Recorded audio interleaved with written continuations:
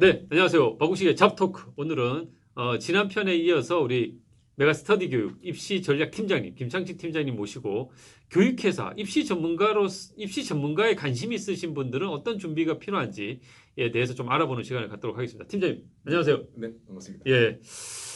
지난 시간에는 뭐 여러 가지 이제 중학교 입시 정보에 대한 여러 가지 얘기들을 많이 해주셨고요. 오늘은 이런 교육 쪽 분야 또 입시 쪽 분야에 관심이 있는 취업 준비생분들을 위해서 어떤 준비가 필요한지에 대해서 좀 여쭤보려고 하는데 아까 1편에도 제가 잠시 여쭤봤었지만 우리 팀장님 같은 경우에는 공대생이었다가 이 교육 쪽으로 그렇죠. 이렇게 오셨어요. 그러니까 전공은 상관없나요?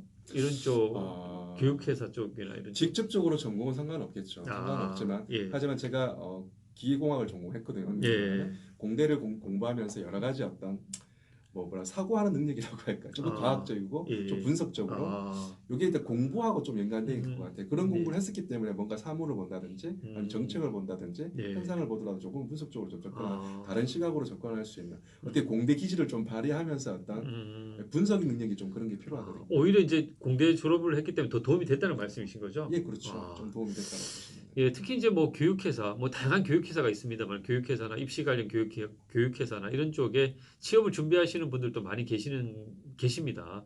이런 분들이 대학 생활에서 어떤 준비를 하면 좀 도움이 될까요? 사실은 이게 네, 입시 쪽 분석하는 분들이 직접적으로 대학 졸업했던 친구들이 진입하기에는 네, 그 장벽이 상당히 높을 거예요. 아, 그렇죠. 이쪽 같은 경우에는 아무래도 교육 쪽에 경력이 있는 친구들, 즉 강사를 했다든지 아니면 아, 교육공학을 전공해가지고 뭔가 음, 교육업체에서 좀 뭔가 어느 정도 경력이 있는 친구들은 예, 저희들은 좀 많이 선호를 아, 하고 예, 경력직을 주로 많이 뽑아요. 그러니까 아, 신입을 뽑기에는 사실은 가르쳐야 되는 어떤 아, 장식 이게 입시라는 게 1년 단위로 움직이고 또 좀 예, 길게 본다면 3년 단위로 움직이는 거기 때문에 네, 그렇게 놓고 본다면 사실은 음, 이게 전혀 이제 신입 이쪽 분야를 잘 모르는 사람이 네. 저희들이 채용해서 한다는 음, 건 사실은 조금 없습니다. 그러니까 이제 뭐 입시 전략 이제 우리 팀장님이 재직하고 있는 그 분야 쪽은 그렇죠. 신입은 조금 들어오기 쉽지 맞아요. 않다는 네, 말씀이신 거고요. 맞습니다. 아무래도 관련 교육 경험이나 강사 경력이 그렇죠. 있으신 분들이 네, 경력직으로 와서 경력을 쌓고 이제 이쪽 분야로 그렇죠.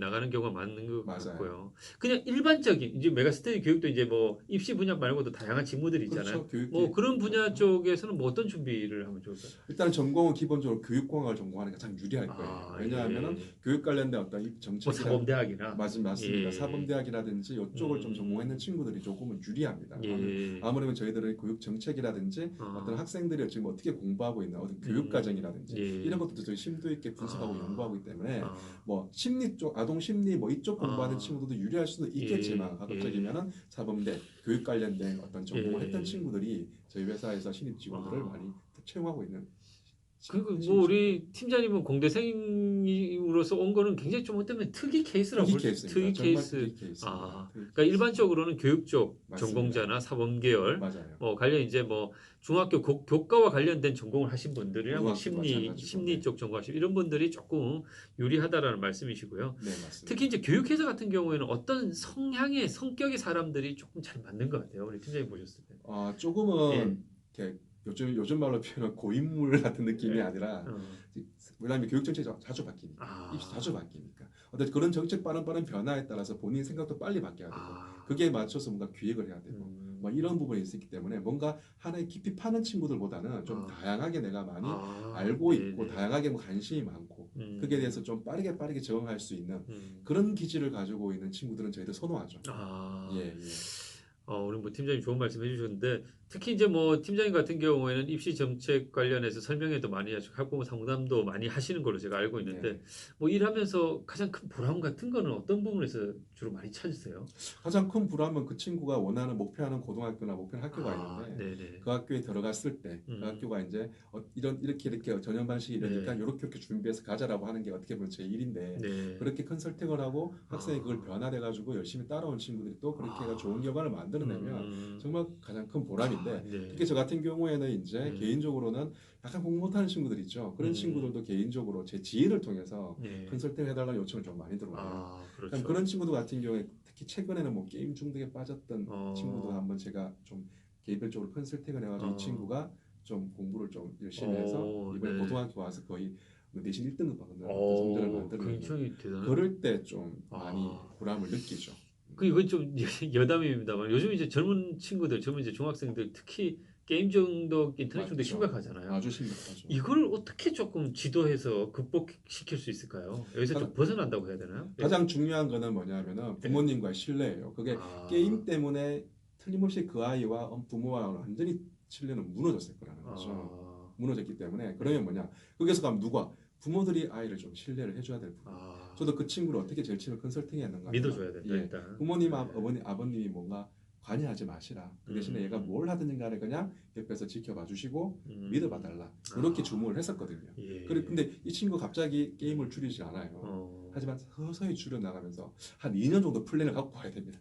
서서히 줄여면서 장기적으로 서서히 줄여들면서 그 대신에 이 친구가 혼자 공부했을 때하고 성적이 올라가는구나라는 어떤 맛을 맛봐야 되는 그런 부분이 있거든요. 근데 제가 게임 중독 받은 학생들이 제가 다 좀 가능성을 본 게 뭐냐면 게임 중독이라는 말은 뭐냐면 그 게임에 몰입됐다는 거죠. 그 친구가 자기의 존재감을 자기 정체성을 게임에서 발견한 친구거든요. 그렇죠. 근데 요즘에 가장 큰 문제 어떤 거냐?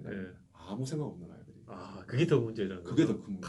게임 중독 빠진 아이는 그 게임 중독 빠진 어떤 그런 경험이 있기 때문에 이 친구가 좀 뭔가 다른 공부해서 뭔가 얘가 맛을 봤다. 그러면 공부에 몰입할 수 있는 것도 있는 이 친구들의 특징을 가지고 그게 또 이렇게 또 그런 긍정적 면들이 있네요. 그럼요. 그걸 살려주셔야 돼요.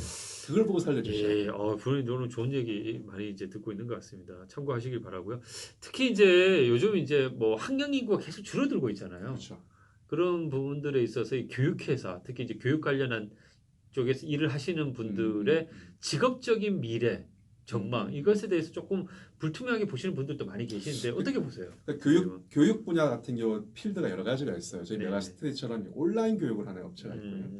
정통적으로 학원을 하는 업체들. 물론 저희도 메가스터디도 학원도 하고 있습니다. 저희도 온라인이 베이스로 깔고 있는 상황이라 이게 교육 분야도 다양하게 있어요. 근데 공교육 분야겠죠. 그다음에 뭐 직업, 진로 이쪽 분야 이것도. 저는 이제 학생, 중학생, 고등학생을 대상으로 저희들 이쪽 분야만 놓고 본다면은 온라인 학습과 오프 학원 학습.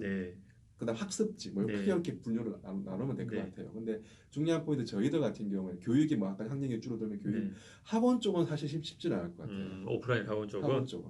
근데 저희들 같은 경우는 온라인이다 보면 더더욱 더 경기가 안 좋아지면 학원 비용보다 저희들 사실 저렴하거든요. 상대적으로 가성비가 좋다고 얘기해요. 저희 쪽으로 이제 어머님들이 많이 오는 경우가 많죠. 그러니까 경기가 안 좋고 학령 인구가 줄어든다 하더라도 사실은 온라인 교육을 하는 시청이 그렇게 많지 않기 때문에 그러니까 저희들 같은 경우는 조금 아직까지 전망은 이제 오프라인 쪽보다 온라인 쪽 이제 교육의 패턴의 변화에 따라서 교육회사도 뭔가 거기에 따라서 이제 뭐 흥망들이 좀 달라질 수는 있겠다. 그러니까 예를 들면 전통적인 교재 시장이라든지 교재 업체라든지 뭐 문제집 업체 사실 이런 같은 경우에도 사실 입시가 있기 때문에 문제집이 가는 되게 점점 갈수록 이제 아이들이 태블릿 PC에서 공부하고 이게 디바이스가 또 바뀌게 되면 과연 이게 종이라는 어떤 그런 문제집 전통적 출판사라든지 이런 업체들이 어떻게 될 것이냐.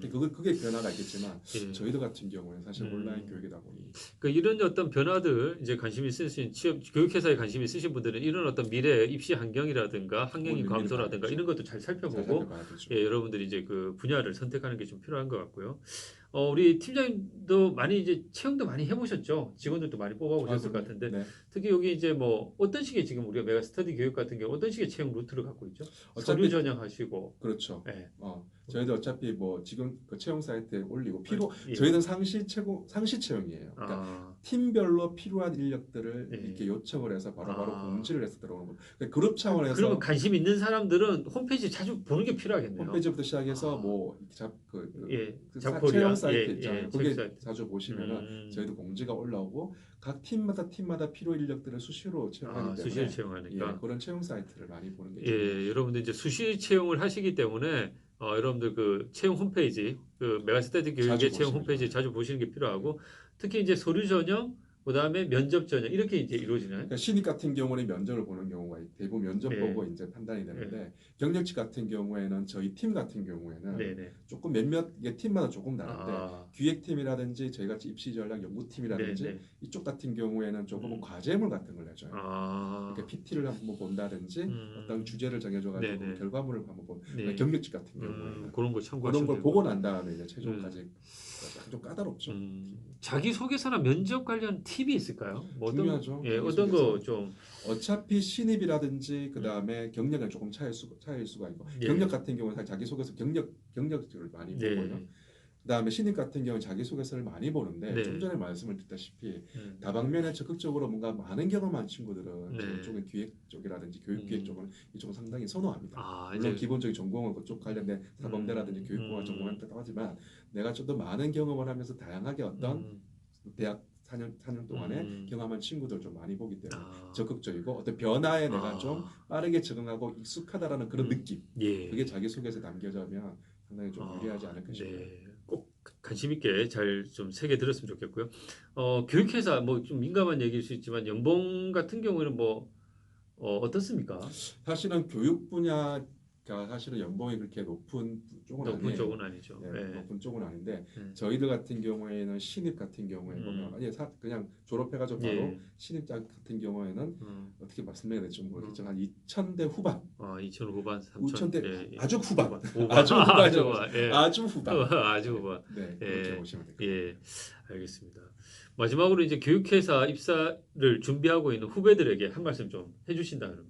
후배들 같은 경우에는 어차피 적극적인 어떤 본인의 어떤 계속 노력, 그러니까 어떻게 보면 좀 변화에 내가 익숙해지면서 빠르게 적응하고 빠르게 변한다. 그다음에 조금은 분석할 수 있는 그냥 한 곳에 머물러 있는 게 아니라 어떤 변화에 대해서 그걸 분석하고 나름의 내 생각을 얘기할 수 있고 나름의 의견을 피력할 수 있고 생각을 가지고 있는 그런 친구들이 좀 빠르게 저희 회사 같은 경우 그런 인재를 그런 인재들을 선호하거든요. 그런 면접에 충분히 보여줄 수도 있기 때문에 그렇게 좀 일단 대학 시절에 다양한 경험들을 적극적으로 주도적으로 많이 해보는 게 중요하겠네요. 그게 또 중요하고 그다음에 교육 정책 우리가 교육 정책 워낙 자주 바뀌니까 교육 정책이라든지 입시 정책의 변화에 민감히 한번 보시면서 본인이 어떤 생각을 가지고 있는지 이런 것도 또 기본적으로 교육 분야에 관심을 또 많이 가지시는 분들. 중요해요.